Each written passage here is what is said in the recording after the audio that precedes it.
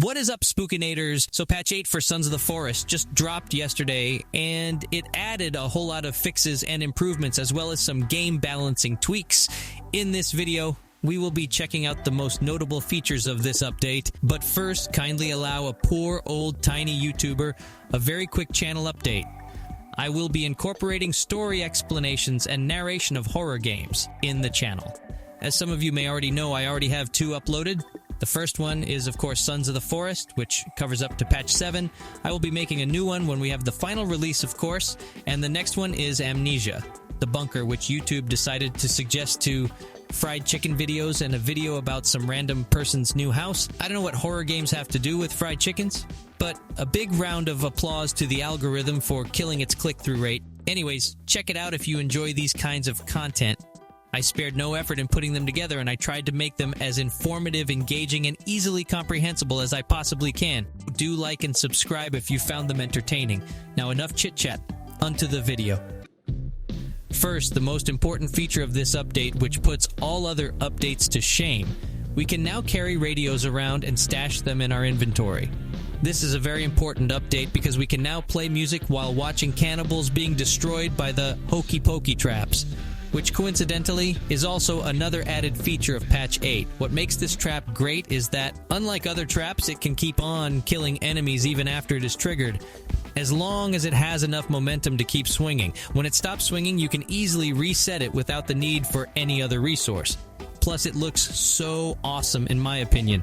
Next, we got the electric fences. I was honestly contemplating how cool it would be to have electric fences ever since we got electricity in the Sons of the Forest, and it seems like the forest gods heard us. It's easy to install too. Just set up an ordinary stick fence and attach wires to it. And with the freeform wire placement update, you can easily attach it to either a dedicated solar panel for your fences or attach it to a pre-existing power grid of another building.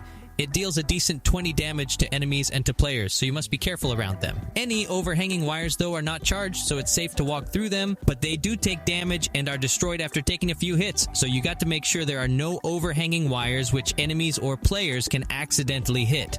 We can now craft GPS trackers. Just find a 3D printer and craft a casing which consumes 75 resin and combine it with batteries, wires, and a circuit board in the crafting menu. This made me want to have a transportable 3D printer even more. But hey, who needs 3D printers in their base when we got portable radios? The golf cart also got some TLC from the devs.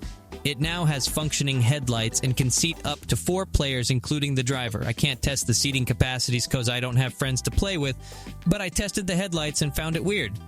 Around 2 meters ahead is well lit, but beyond that it is unusually darker than normal, almost pitch black, like someone turned down the brightness sliders in the menu, making driving around at night almost impossible. When I got out of the vehicle, the game's brightness level turned to normal. A beloved and classic mutant is back. The Armsy is one of the scariest and most dangerous mutants in the first game. It could literally destroy walls and bring down tree houses like it was nothing.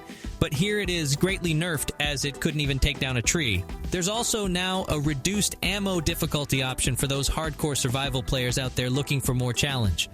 There will now be less frequent enemy raids. Depending on how many regulars or creepies you have killed, this amount will increase over the days unless you kill more enemies. In a nutshell, the more enemies you kill, the lesser the raids, but its likelihood still increases as you play longer. Finally, the defensive walls can now take 4 times as much damage. So those are the most notable features of this update. There are a lot others in the list, but most are for game optimization, and others such as the ability to shake animal heads and golf cart ingress and egress animations are pretty minor in my opinion. If you enjoy this content, consider liking, sharing, and subscribing.